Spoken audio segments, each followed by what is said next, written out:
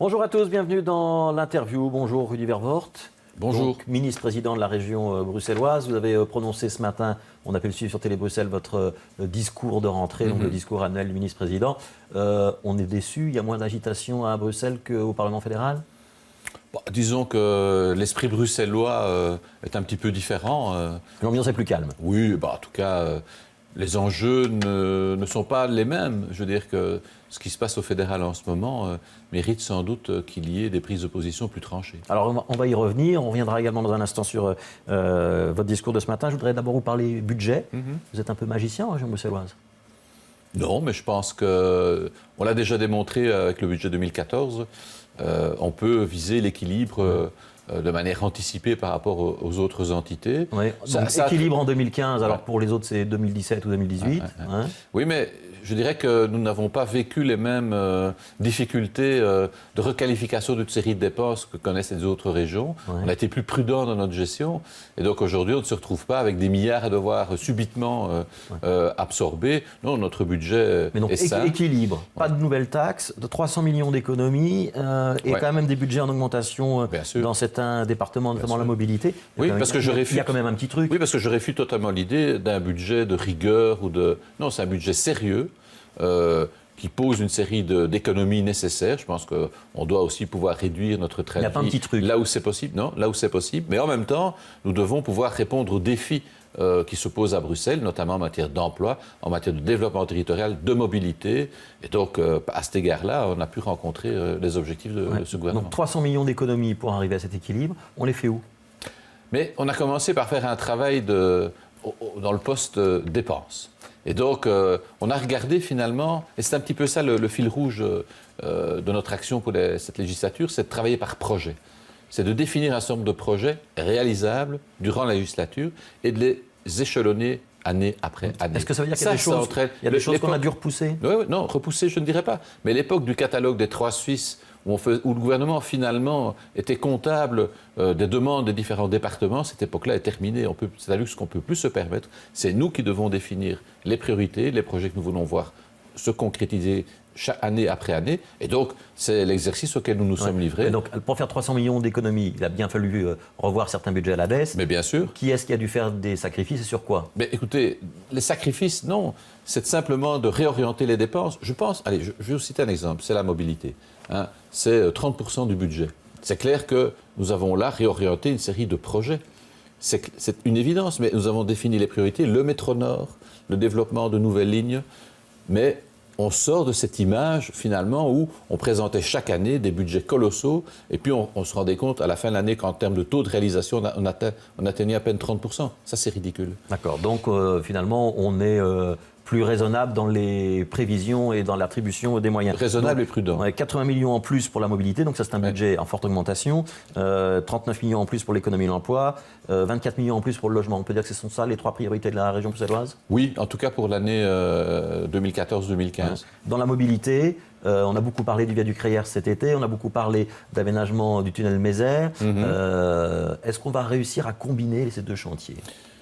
Écoutez, l'objectif, en tout cas, c'est qu'au moment où on arrive à la finalisation du boulevard urbain en lieu et place du viaduc, on soit déjà en capacité de démarrer le chantier Mézère. De toute façon, on ne pourra pas faire les deux en même temps. Ils sont, à la base, ils n'étaient pas liés, mais ils le deviennent par la force des choses. Mais donc, on le sait, et c'était un choix que nous avons posé, nous allons accélérer les études de réaménagement de Mézère pour faire en sorte qu'il y ait, non pas un chantier qui se termine et puis 2 ans après un autre qui commence. Donc on les enchaîne, on va les mais enchaîner. on n'arrivera pas quand même pas à les faire tous les deux en même temps. Non. Même si les riverains auraient peut-être préféré ça. Mais moi aussi, mais bon, qu'est-ce que vous voulez Et maintenir des tunnels, alors qu'on a un trafic qui sera peut-être moins important parce qu'on n'a plus le viaduc, ça reste l'option sur laquelle on s'arrête? Mais c'est en tout cas ce sur quoi on s'est arrêté. Et l'objectif, c'est pas que du tunnel. La place Mézère, aujourd'hui, c'est le point noir de la mobilité, le principal point noir de la mobilité à Bruxelles. Un carrefour impossible. L'idée, c'est quoi? C'est de fluidifier le trafic, c'est pas d'en faire un aspirateur à voiture. De toute façon, je dirais qu'avec le réaménagement des boulevards urbains, on aura réglé cette question-là. Mais c'est surtout de réaménager un espace public un espace de ville, un espace convivial qui fasse que cette place, qui a beaucoup d'atouts, retrouve un peu son caractère urbain et non plus autoroutier. Alors, on va parler de votre discours. Vous avez commencé à parler d'urbanisme et d'aménagement et pas à parler d'emploi. Ça veut dire quoi? Ça veut dire que l'urbanisme et l'aménagement du territoire, c'est supérieur à l'objectif de créer des emplois à Bruxelles? Oh, ça, vous savez, je ne dirais pas ça, mais sans la politique de développement territorial, vous ne faites rien. Et donc, développer le territoire, c'est l'alpha de la politique urbaine pour notre région. Mais il ne faut pas y voir, je dirais, une hiérarchie de priorité. En fait, on fonctionne, c'est assez simple. C'est par ordre hiérarchique entre les différents ministres. Et donc, on commence avec les compétences du président, et puis du numéro 2, et puis du numéro 3, et ainsi de suite. Alors, sur l'emploi, compétences donc à Didier Gauzoin, Voilà. On va réussir à diminuer le taux de chômage, et notamment le taux de chômage des jeunes bruxellois. Il est déjà en diminution. Ouais.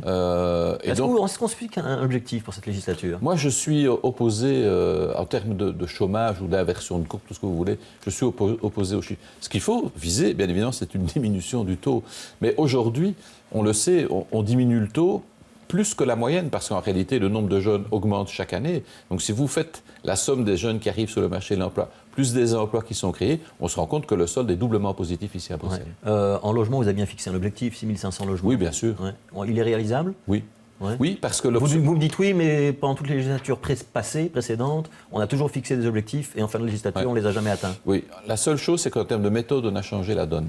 C'est qu'aujourd'hui, les 6500 logements, nous les prévoyons sur des espaces qui sont des espaces fonciers publics, propriété de la région. Ça veut dire que nous avons la maîtrise du développement de A jusqu'à Z.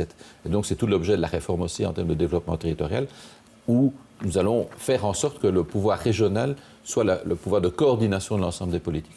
Et donc, à cet égard, nous estimons effectivement que c'est tout à fait réaliste. Alors, il y a eu une grande réforme de l'État qui transfère un certain nombre de compétences à la région bruxelloise. Ouais. La plus visible et la plus sensible, probablement, c'est le transfert des allocations familiales. Oui. Vous avez jusqu'à 2018 pour réaliser ce transfert. Est-ce qu'on attend 2018 ou est-ce qu'on le fait avant? Non, nous comptons bien utiliser le terme pour mettre en place cette politique qui, je dirais, impacte directement les familles ici à Bruxelles. Et donc, il ne s'agissait pas ici d'improviser des mesures, donc ni même de commencer à toucher. On se donne le temps de le faire. On se donne, parce qu'aujourd'hui, on a un certain nombre de priorités qui sont, je dirais, plus importantes. Et donc, on profite simplement du délai qui nous est donné. Ce qui ne veut pas dire qu'on ne va pas commencer à travailler sur la réforme, puisque nous allons mettre en place un nouvel organisme parapublic qui sera chargé de gérer tout ce volet de la 6e réforme de l'État. Je le répète aussi, un organisme qui sera à gestion paritaire. Nous estimons que la concertation sociale avec les patronats et avec les syndicats, dans lequel il y aura le gouvernement et les partenaires sociaux. Voilà, patrons et syndicats. Ouais. Je pense que... Et bicommunautaire, francophone, néerlandophone. Oui, parce que notre modèle à nous, il est inclusif des partenaires sociaux. Moi, je ne veux pas être le gouvernement des patrons ou le gouvernement des syndicats, je veux être le gouvernement de tous. Ouais, et cet OIP, donc cet organisme d'intérêt public, il sera prêt quand? On le met en place cette année? En tout cas, les textes seront déposés fin d'année. Oui. Ouais, on connaît déjà son nom? Non, on cherche parce que la difficulté à Bruxelles, vous le savez, c'est soit il faut prendre une appellation qui est bilingue, je dirais, ou internationale, soit il faut décliner en français. On parle du langage style avec boutique ou des choses de ce genre-là. Voilà. Bon, ce sera un nom comme ça alors. Oui, il y a du pour et du contre. Ouais. Puisqu'on parle de nom, la COCOF, il faudra l'appeler comment à l'avenir? Je n'ai pas de projet. La Commission communautaire française, Fadi El-Hanan a annoncé qu'elle réfléchissait à un nouveau nom. Ah ben c'est bien. Elle vous en a pas parlé? Écoutez, c'est pas pour moi en tout cas, je dirais, un élément fondateur ou fondamental de l'avenir institutionnel. Est-ce que vous a parlé du ramassage des déchets, des ordures ménagères? Oui, elle a évoqué l'idée de réformer. Oui. Et je vous pose la question de savoir si vous en avez parlé, parce que ce n'était pas dans l'accord de gouvernement et tout le monde a été un peu surpris. Oui, mais bon, ça... Est-ce que vous avez été surpris? Non, surpris non. Je pense qu'elle a annoncé une série de réformes. Maintenant, il va falloir, avec l'ensemble des partenaires, soit les communes d'ailleurs, et les pouvoirs publics compétents, de déterminer dans quelle mesure c'est réalisable, si c'est réalisable dans tous les quartiers, dans une série de quartiers. Je pense que les problématiques en matière de nettoiement varient fondamentalement d'un quartier à l'autre à Bruxelles. Et donc les solutions ne pourront pas être homogènes. Si je vous comprends bien, on n'est pas tout à fait sûr d'aller vers un ramassage hebdomadaire unique dans tous les quartiers de Bruxelles. Disons que c'est une option. Ouais. Est-ce qu'elle est sortie trop vite, la ministre Lanane? Vous savez, je pense que trop vite, pas assez vite, c'est pas ça qui est déterminant. Ce qui importait, c'était de lancer le débat. Alors, vous vous intéressez évidemment à ce qui s'est passé au gouvernement fédéral, à la Chambre, hier. Peu, oui. Ouais. Est-ce que c'est pas un petit peu prendre la démocratie en otage quand on empêche le Premier ministre de s'exprimer? Oh, écoutez, la dynamique parlementaire, on la connaît et il est logique, parce que je pense que ce qui a été mis en avant est tout de même d'une gravité extrême. On le savait, un mouvement nationaliste, quel qu'il soit et où qu'il soit, il comporte en son sein toujours un peu de personnage sulfureux. Parce que le nationalisme, il balaye tout le spectre gauche-droite, y compris extrême-droite. On le savait. La NVA a d'ailleurs siphonné tout le Vlaams-Belang, donc il ne faut quand même pas s'étonner qu'il y ait en serrant des gens qui ont quand même une vision particulière Mais pourquoi est-ce qu'il fallait à tout prix entendre Charles Michel ou Yann Yambon dès hier à la Chambre? Mais parce que, écoutez, allez, sérieusement, ces affaires, moi je le dis toujours, imaginez l'inverse. Qu'un responsable francophone se trouve dans cette situation-là. Mais il ne résiste pas une seconde. Et ici, on doit fermer les yeux en disant « Oh, mais c'est pas grave ». Finalement, aller à une soirée d'anniversaire, c'est un vieux monsieur, il a purgé sa peine. Tout est dans la banalisation, finalement. Et je trouve que l'EMR, dans ce cadre-là, accumule les banalisations, finalement. De ne plus avoir le respect de la parité linguistique au niveau du gouvernement, de ne plus être majoritaire au sein de son groupe linguistique. Et finalement, accepter, qu'il y ait des personnages qui ne soient pas très reluisants. C'est pas grave. Mais à qui on donnera tout de même des missions régaliennes aussi importantes que la défense, que le ministère de l'Intérieur, asile, immigration, c'est quand même pas rien. Quand Loreton Collings emploie le terme de bruit de botte, c'est pas excessif? Écoutez, moi je vous dis, les bruits de botte, il faut toujours avoir à l'esprit que dans le passé, on a toujours trouvé que finalement, c'est quelque chose qui ne reviendra plus, que le nationalisme, c'est finalement quelque chose d'assez banal. Moi je pense qu'il ne faut pas banaliser ce genre d'événement. Parce que la banalisation, c'est finalement une forme de normalisation. Et ça, c'est inacceptable. Et je comprends, par ailleurs, que ça fasse un double débat. Parce qu'en Flandre, la perception de la collaboration n'est absolument pas la même qu'en Wallonie. En Flandre, elle est colorée de nationalisme, alors qu'en Wallonie, elle était colorée d'un radicalisme nazi. Alors ça indique qu'il y a quand même des tensions entre les différents partis, qu'il y aura probablement des tensions entre les gouvernements des entités fédérées et le gouvernement fédéral, puisque les coalitions ne sont pas la même couleur politique. Vous allez quand même devoir négocier avec Didier Reynders, puisque c'est lui qui a la tutelle sur Bell'iris. Oui, enfin bon, ça on le savait dès le départ. La seule chose... Vous avez déjà eu des contacts avec lui ou pas? Non. Pas depuis sa nomination, je suppose qu'il a d'autres choses à faire pour l'instant. Non, ce que je veux dire par là, c'est que moi, ce qui m'inquiète, simplement, c'est le peu de cas qu'on fait de Bruxelles dans cet accord de majorité fédérale. On cite à peine Bruxelles. On ne dit rien, finalement, sur la problématique du survol. Il y a un moratoire.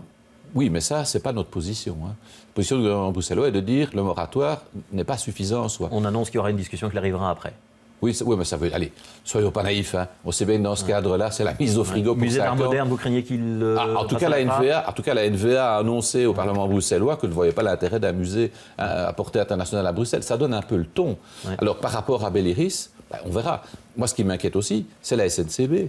J'entends que la SNCB va devoir faire plus de 2,5 milliards d'économies. En 5 ans. Oui, mais sur le dos de qui? Là, je pose la question. Parce que ça, c'est tout le problème de cet accord de majorité. Au fédéral, il dit des choses, mais rien de précis. Merci Rudy Vermote d'avoir été dans l'interview. Dans un instant, c'est la météo avec Younes Mernissi. Bon après-midi.